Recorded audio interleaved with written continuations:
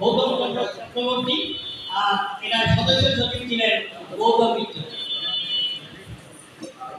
আমি ওই কমিটির অধীন মাহমুদ। আপনারা অবগত আছেন 15 বছর আওয়ামী লীগ দেশ শাসন করেছে। আমাদের যারা হিন্দুরা বিএনপি করে বলার